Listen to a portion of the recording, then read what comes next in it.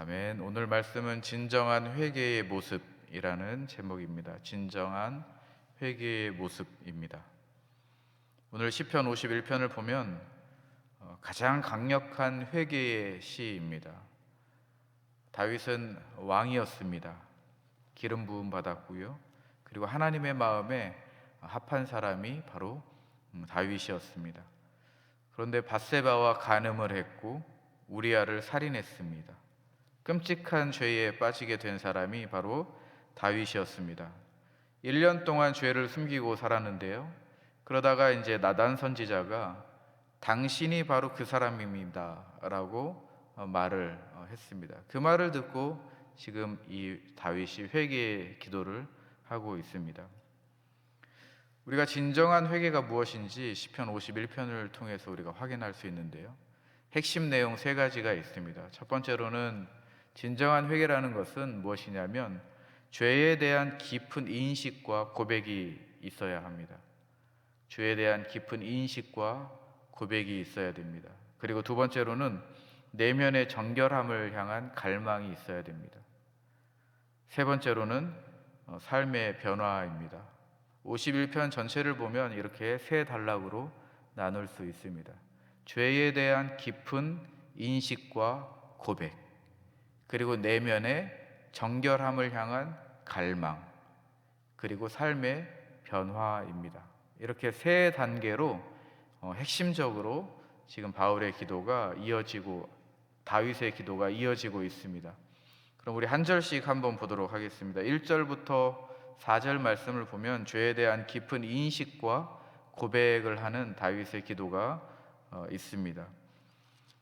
다윗은 양치기 소년이었습니다. 그런데 왕이 되었고요. 마음에 합한 사람이었습니다만 살인과 그리고 간음으로 죄인이 되었습니다. 다윗을 지금 생각해 보면 가장 어두운 골짜기를 지금 지나고 있는 상황에 있다라고 우리가 생각해 볼 수 있습니다. 1, 2절을 한번 보도록 하겠습니다. 우리 1, 2절 한번 같이 읽겠습니다. 시작.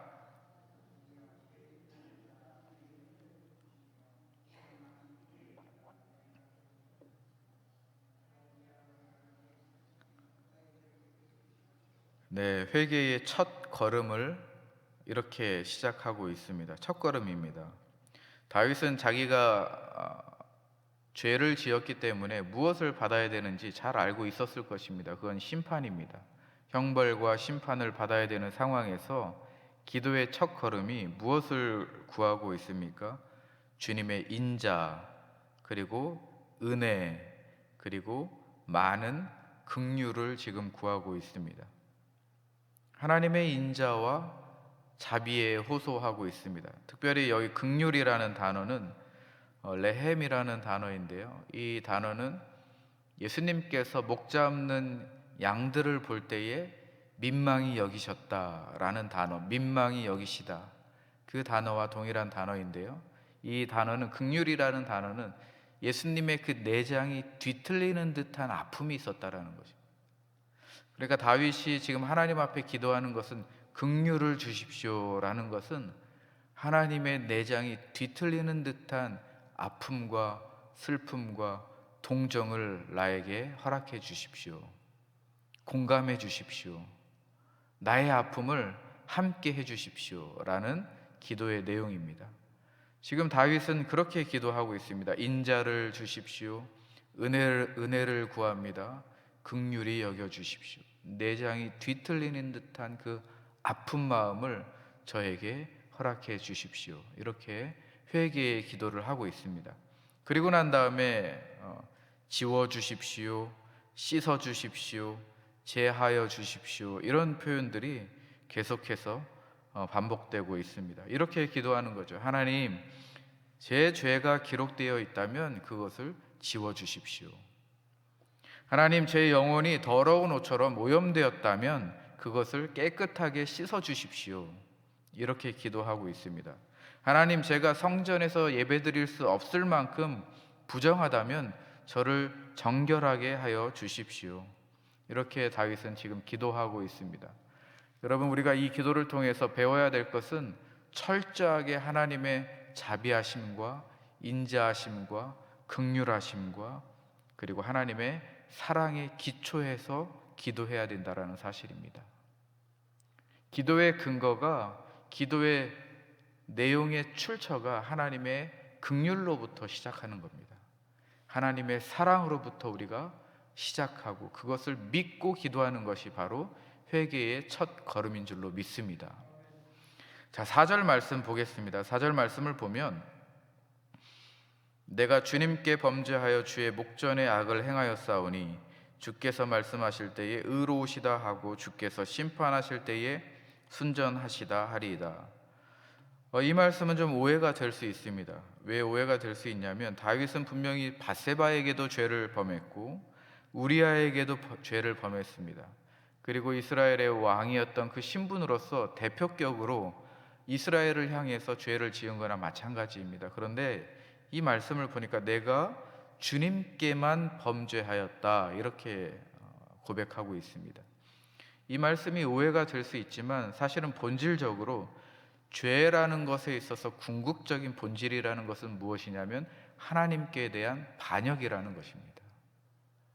피해자들에게 잘못을 안 했다 이런 표현이 아니라 궁극적으로는 이 죄라는 것은 하나님께 대한 반역이다라고 지금 죄의 본질에 대해서 이야기를 해주고 있는 구절 말씀입니다. 그리고 다윗의 표현을 보면 자신의 행위에 대해서 약점이나 실수라고 이야기하지 않고 여기서 어떻게 표현하냐면 악이라고 표현합니다. 악.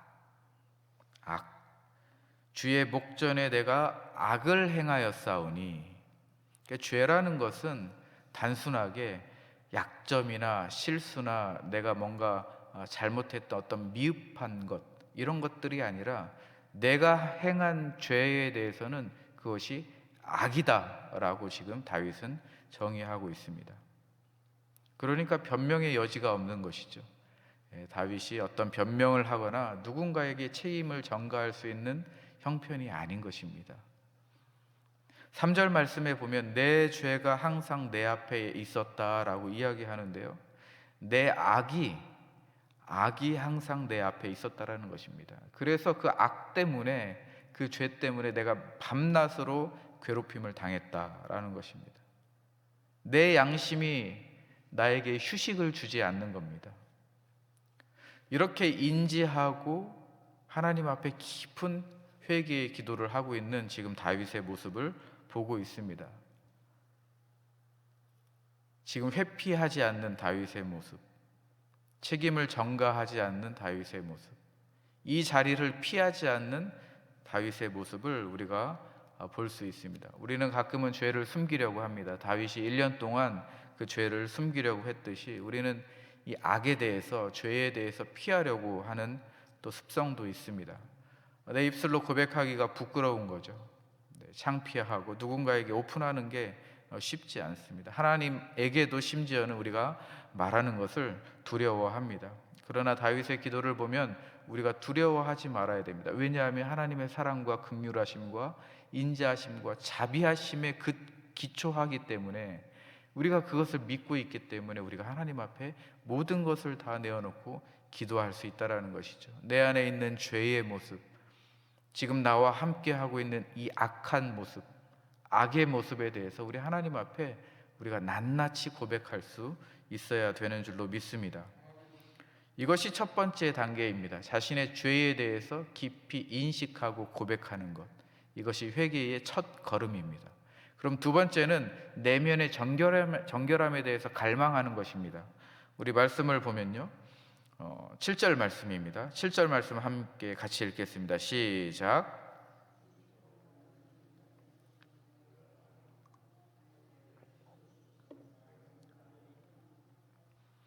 네, 우슬초로 정결하게 해 주십시오라고 표현하고 있는데요, 여기서 우슬초라는 것은 이스라엘에서 자라는 작은 허브입니다. 여러분, 성경에 우슬초가 나오잖아요. 출애굽기에 나오고 레위기에 나옵니다. 출애굽기에서는 백성들이 문설주에 양의 피를 바를 때에 그때 등장했던 우슬초이고, 또 레위기에서는 나병 환자가 제사장에게 갔을 때에 제사장이 우슬초에 피를 적셔가지고 뿌리면서 정결하다고 선언합니다. 그때 사용되었던 식물이 바로 우슬초였습니다. 다윗이 이 우슬초를 가지고 나를 정결하게 해주십시오라는 것은 아마 그 머릿속에는 그러한 기억들이 연상되었을 것입니다. 우리 조상들이 했던 정결함을 받고 출애굽을 하고 거기에서 깨끗하다함을 선언받았던 그 내용들을 기억했을 것입니다. 그렇기 때문에 우슬초라는 그 식물, 우슬초라는 것을 가지고 다시 한번 나를 정결하게 해주십시오라고 지금 기도하고 있는 것이죠. 그러면 이 피가 우리에게는 어떤 피를 말하고 있습니까? 그건 바로 예수 그리스도죠. 예수 그리스도를 통하여서 우리가 정결해지는 것입니다. 히브리서 9장 22절 말씀에 이렇게 되어 있습니다. 피 흘림이 없이는 사함도 없다. 예수님의 피를 통하여서 우리가 사해지고 우리가 정결해진다라는 것을 성경이 말하고 있습니다. 다윗도 그걸 말하고 있는 것이죠. 다윗의 죄가 메시아의 피로 인하여서 씻겨질 때에만 눈보다 희게 된다라는 것을 예언적으로 지금 기도하고 있는 것입니다.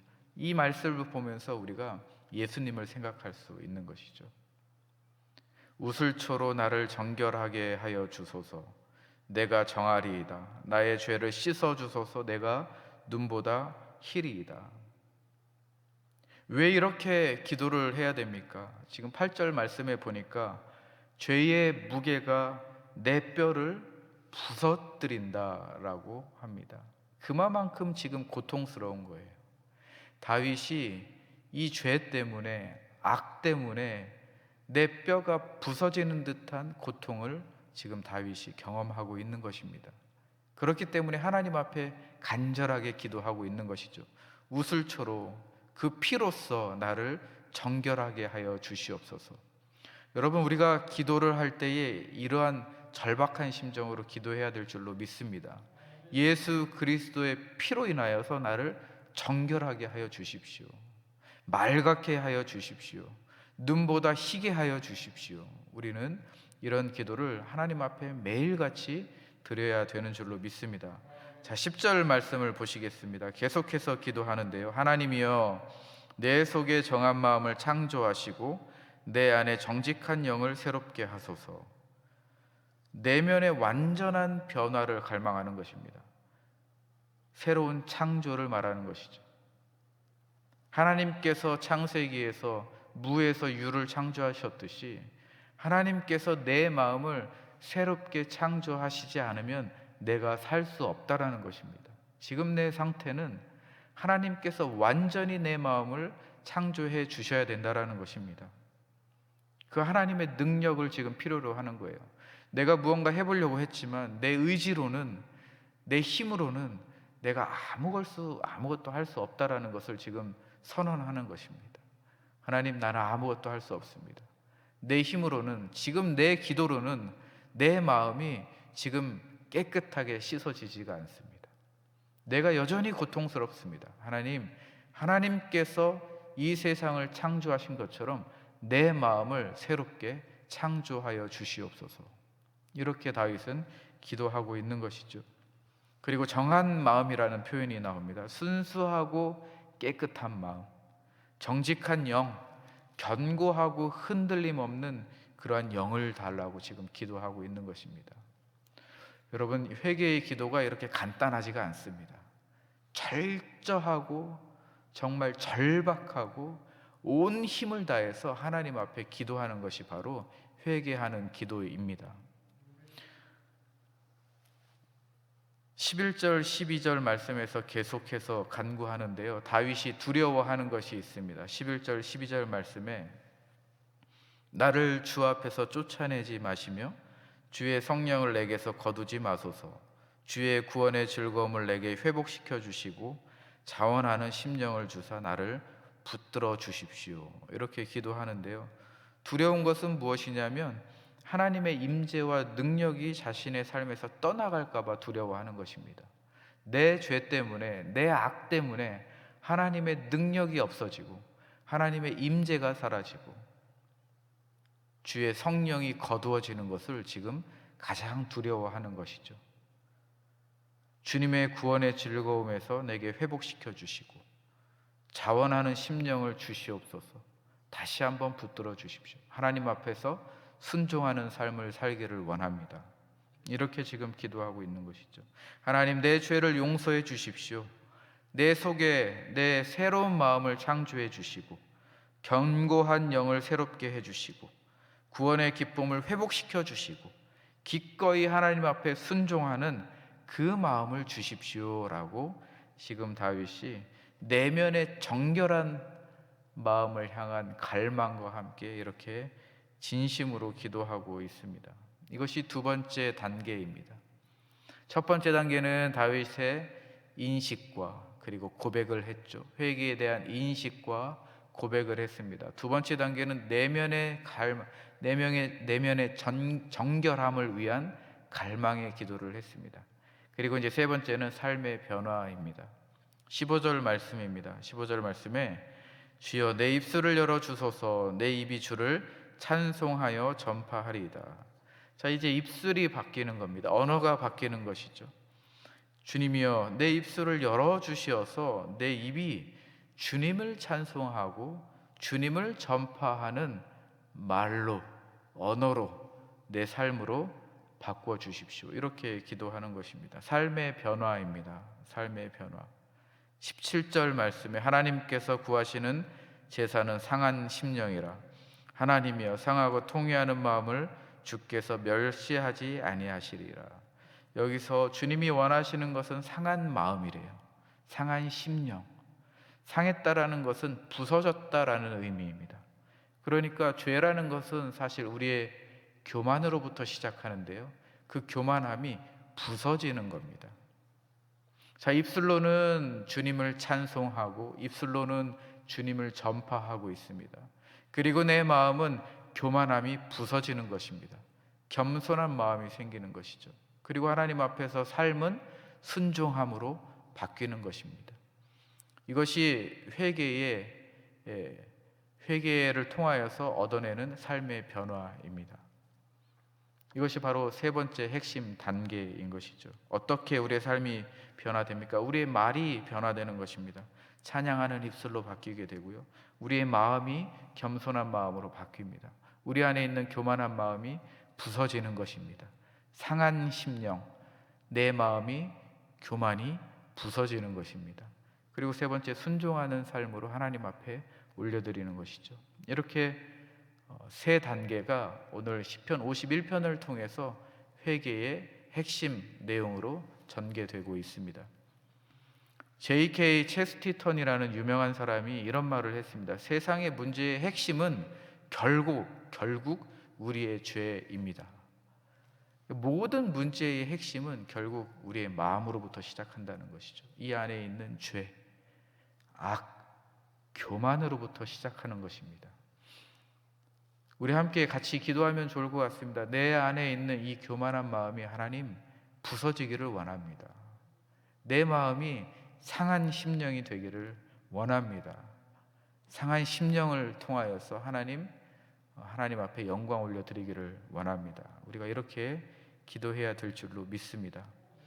말씀을 마무리하겠습니다. 우리가 그렇지만 아주 중요한 진리가 있습니다. 그 진리는 무엇이냐면, 우리가 죄의 깊이를 인식하고 고백하고 내면의 정결함을 위하여서 기도하고 우리의 변화된 삶을 위하여서 기도할 때에 가장 중요한 진리는 무엇이냐면, 그 모든 것이 다 예수 그리스도를 통하여서 온전히 이루어진다라는 사실입니다.